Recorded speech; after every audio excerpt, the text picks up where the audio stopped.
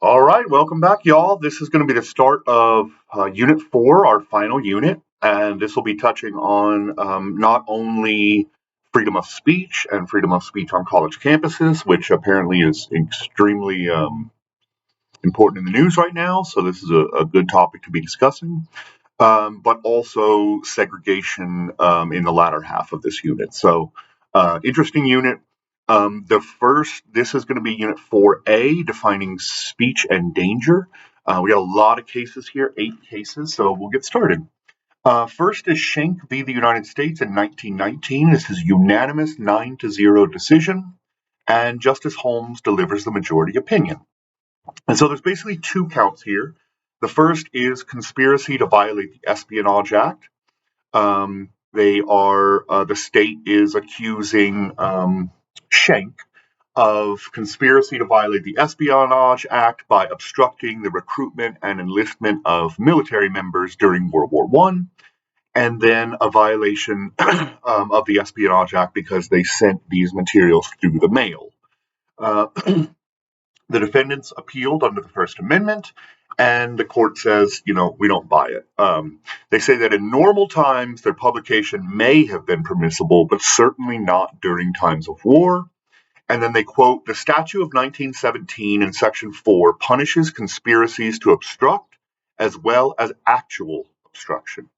If the act, speaking or circulating a paper, its tendency and the intent with which it is done are the same, we perceive no ground for saying that success alone warrants making the act a crime. So, Schenck's push to reduce recruitment just because it didn't work and it wasn't sort of successful doesn't mean it wasn't a crime. So they uphold the lower court rulings and send Schenck to prison. All right, case 2, Abrams versus the United States. This is 1919. This is a 7-2 decision for the United States, and Justice Clark delivers the majority opinion. And again, this is another Espionage Act case. Remember, we're in the midst of World War I during this time. We're in a fight against the Germans. And Abrams was charged under the Espionage Act for disloyal and scurrilous publications against the U.S. One for provoking resistance to the war effort in World War I, and all of the defendants were Russian immigrants who did not become American citizens. And the court basically says the plain purpose of their propaganda was to excite, at the supreme crisis of the war, disaffection, sedition, riots, and, as they hoped, revolution in this country for the purpose of embarrassing and, if possible, defeating the military plans of the government in Europe. So they again find them guilty and say that, in times of war, we cannot have this sort of behavior. Justice Holmes dissents pretty hard, and he says, but as against dangers peculiar to war, as against others, the principle of the right to free speech is the same. So he says it doesn't matter if we're at war or not. The First Amendment is the First Amendment. It is only the present danger of immediate evil or an intent to bring it about that warrants Congress in setting a limit to the expression of opinion where private rights are not concerned. Congress certainly cannot forbid all effort to change the mind of the country. Now, nobody can suppose that surreptitious publishing of a silly leaflet by an unknown man without more would present any immediate danger that its opinions would hinder the success of the government arms or have any appreciable tendency to do so. So he's saying, first of all, the war distinction doesn't matter. Second of all, this is ridiculous. This guy is in no way going to tear down the U.S. government and its military. And then he says, the best test of truth is the power of the thought to get itself accepted in the competition of the market, and that truth is the only ground upon which their wishes safely can be carried out. That, at any rate, is the theory of our Constitution. It is an experiment, as all life is an experiment. Every year, if not every day, we have to wager our salvation upon some prophecy based on imperfect knowledge. While that experiment is part of our system, I think that we should be eternally vigilant against attempts to check the expression of opinions that we loathe and believe to be fraught with death, unless they so imminently threaten immediate interference with the lawful and pressing purposes of the law that an immediate check is required to save the country. So he's saying we are not passing the bar on this. It needs to be a clear and present danger, and restricting speech that you don't like is a real problem under the First Amendment. And finally, he says, I am speaking only of expressions of opinion and exhortations, which were all that were uttered here. But I regret that I cannot put it into more impressive words my belief that, in their conviction upon this indictment, the defendants were deprived of their rights under the Constitution of the U.S. So, during World War I, the court heavily sides with the state. All right, so now we move into the 20s. This is case 3, Gitlow v. New York in 1925. This is a 7-2 decision, and Justice Sanford delivers the majority opinion. Basically, Gitlow was charged with criminal anarchy. So there was a huge movement, especially in the Northeast, of sort of communist anarchists at the time, right? Communism is very big. It's huge in Europe. It's spreading over to America. And so we see some communist slash anarchists, especially in New York and the Northeast, Boston, places like that, who are advocating for the violent overthrow of government. So Gitlow was charged with criminal anarchy. He brings a 14th Amendment due process appeal. The defendants were members of and propagandists for social anarchism and the overthrow of the government. And the court says the manifesto by Gitlow plainly is neither the statement of abstract doctrine nor, as suggested by counsel, mere prediction that industrial disturbances and revolutionary mass strikes will result spontaneously in an inevitable process of evolution in the economic system. It advocates and urges in fervent language mass action which shall progressively foment industrial disturbances and, through political mass strikes and revolutionary mass action, overthrow and destroy organized parliamentary government. It concludes with a call to action in these words, quote, the proletariat revolution and the communist reconstruction of society, the struggle for these, is now indispensable. The Communist International calls the proletariat of the world to the final struggle. The court says this is not the expression of philosophical abstraction, the mere prediction of future events. It is the language of direct incitement. That a state in the exercise of its police power may punish those who abuse this freedom by utterances inimical to the public welfare, tending to corrupt public morals, incite to crime, or disturb the public peace is not open to question. And a state may penalize utterances which openly advocate the overthrow of the representative and constitutional form of government of the U.S. and the several states by violence or other unlawful means. In short, this freedom does not deprive a state of the primary and essential right of self-preservation, which, so long as human governments endure, they cannot be denied. So basically they're saying here that because Gitlow was arguing for immediate violence and overthrow of the government, the United States government clearly has a right to self-preservation. And so there are limits on free speech, right? Just because the First Amendment says the Congress shall pass no law limiting free speech doesn't mean that there aren't limits to free speech according to the Supreme Court. And those are imminent danger, the violent overthrow of the government, dismantling government recruitment drives for military, things like that. Okay. Terminello versus Chicago. So we move to the 40s. This is post-war, 1949. Again, remember the context of the times. Right now, we're in the midst of the sort of McCarthy-HUAC hearings, the House Un-American Committee hearings, who are basically chasing down so-called communists from major sort of government positions and major Hollywood positions. So remember, this is a huge time of fear where Senator McCarthy is spreading fear about communists and sort of ruining their lives by calling them before the Congress. So this is Terminello versus Chicago in 1949. The vote is 5-4, so it's getting a lot closer, right? Justice Douglas delivers the majority opinion.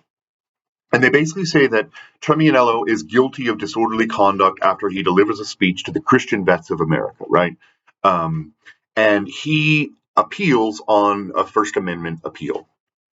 He says, the court says, as we have noted, the statutory words breach of peace were defined in instructions to the jury to include speech which, quote, stirs the public to anger, invites disputes, brings about a condition of unrest, or creates a disturbance, right? That's pretty vague.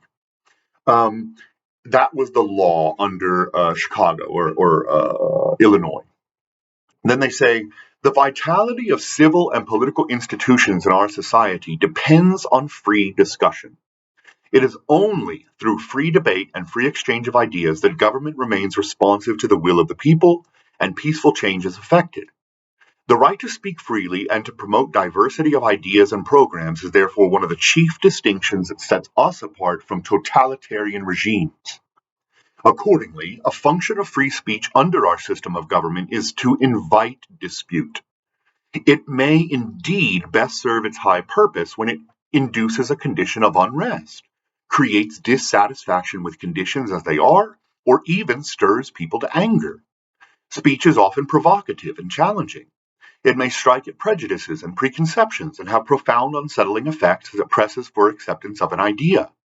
That is why freedom of speech, though not absolute, is nevertheless protected against censorship or punishment, unless shown likely to produce a clear and present danger of a serious substantive evil that rises far above public inconvenience, annoyance, or unrest. There is no room under our Constitution for a more restrictive view, for the alternatives would lead to standardization of ideas either by legislatures, courts, or dominant political or community groups. So they're saying just because you're offended and just because this kind of speech makes people angry doesn't mean that you can banish it.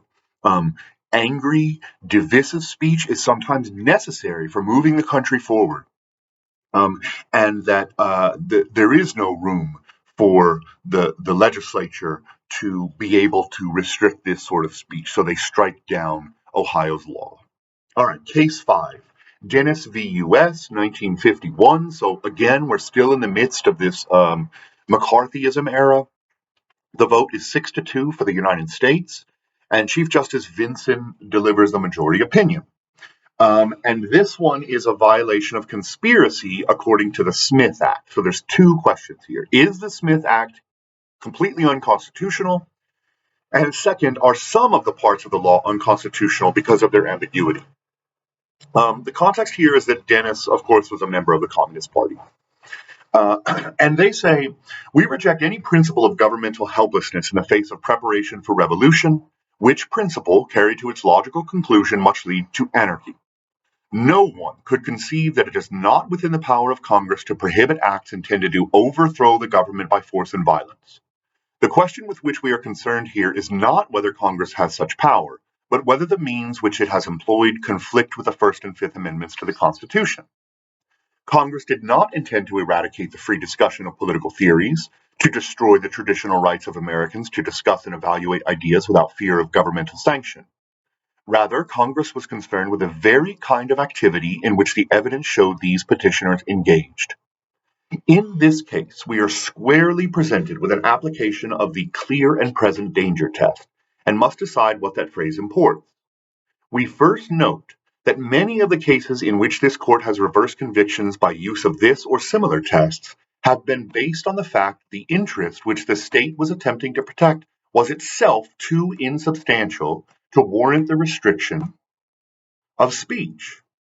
Overthrow of the government by force and violence is certainly a substantial enough interest for the government to limit speech.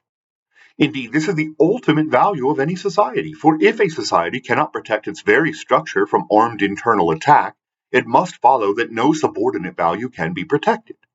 If then this interest may be protected, the literal problem which is presented is what has been meant by the use of the phrase clear and present danger of the utterances bringing about the evil within the power of Congress to punish. So they're saying we are upholding the United States Smith Act.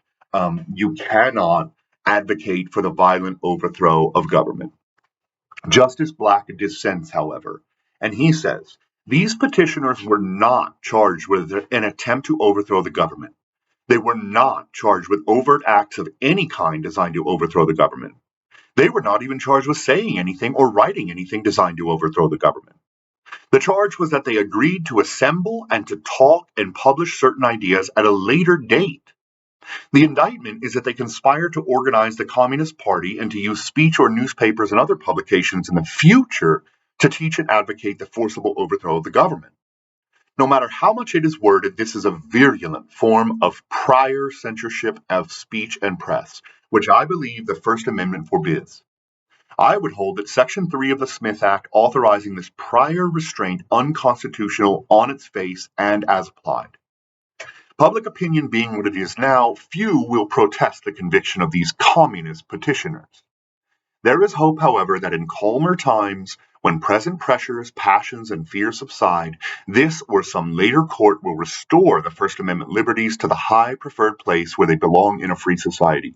So he is very concerned with this. And he says, just because they're communists, this is going to sort of be openly accepted, this ruling, but we need to protect this kind of speech.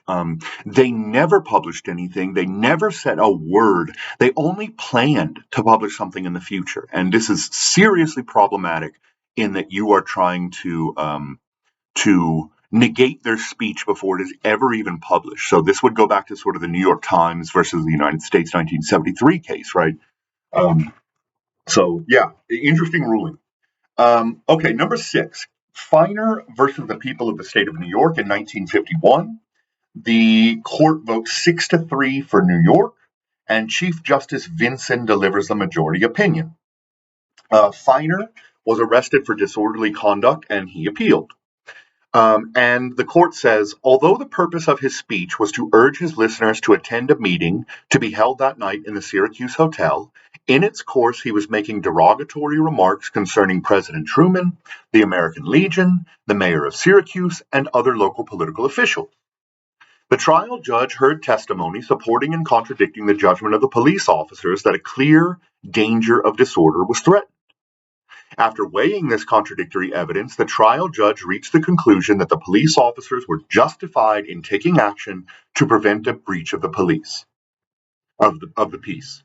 The exercise of the police officers' proper discretionary power to prevent a breach of the peace was thus approved by the trial court and later by 2 courts on review. The findings of the New York courts as to the condition of the crowd and the refusal of petitioner to obey the police requests, supported as they are by the record of this case, are persuasive that the conviction of petitioner for violation of public peace, order, and authority does not exceed the bounds of proper state police action. This court respects, as it must, the interest of the community in maintaining peace and order on its streets. We cannot say that the preservation of that interest here encroaches on the constitutional rights of this petitioner. It is one thing to say that the police cannot be used as an instrument for the suppression of unpopular views, and another to say that, when, as here, the speaker passes the bounds of argument or persuasion and undertakes incitement to riot, they are powerless to prevent a breach of the peace. So basically they're saying, yes, you do have the right to go out on the corner and say your piece. But if you're inciting people to riot or to be violent, then the police can stop you. Okay. Case 7, Brandenburg v. Ohio. So now we're moving into 1969. The court is becoming a lot more liberal. The communist fears have subsided. And so we get Brandenburg v. Ohio, 1969. It is a per curiam decision.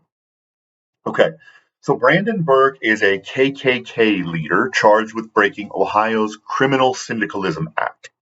And he is convicted and forced to pay a fine and given 10 years in prison.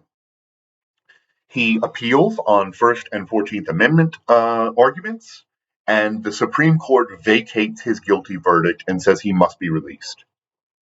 They say, later decisions have fashioned the principle that the constitutional guarantees of free speech and free press do not permit a state to forbid or proscribe advocacy of the use of force or of law violation, except where such advocacy is directed to inciting or producing imminent lawless action. and is likely to incite or produce such action. The mere abstract teaching of the moral propriety or even moral necessity for a resort to force and violence is not the same as preparing a group for violent action and steeling it to such action. So they're saying there's a big difference between just speech and advocacy and then actually planning out violence.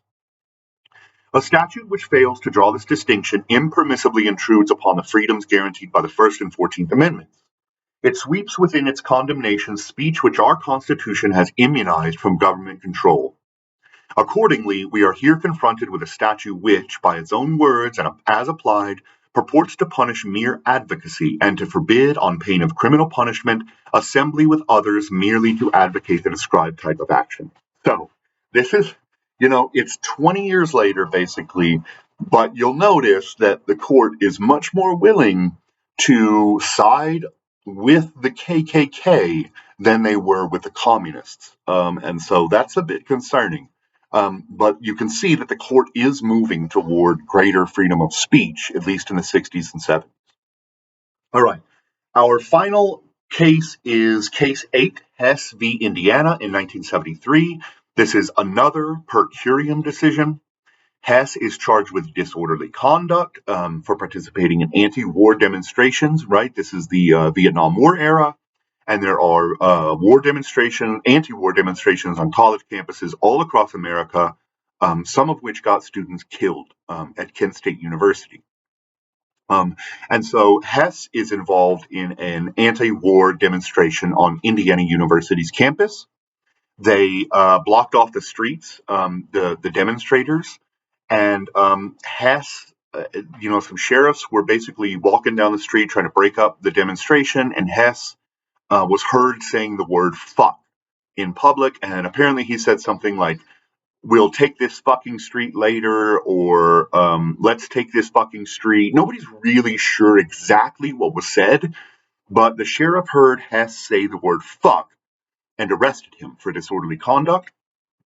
And the court says, in the first place, it is clear that the Indiana courts specifically abjured any suggestion that Hess's words could be punished as obscene. Indeed, after our case Cohen v. California, such a contention with regard to the language at issue would not be tenable. So the court has already said, you can't arrest somebody for saying shit or fuck or damn, right? It's not violent words. It's not causing any problems. It's just a word, right? And you can't arrest someone for that.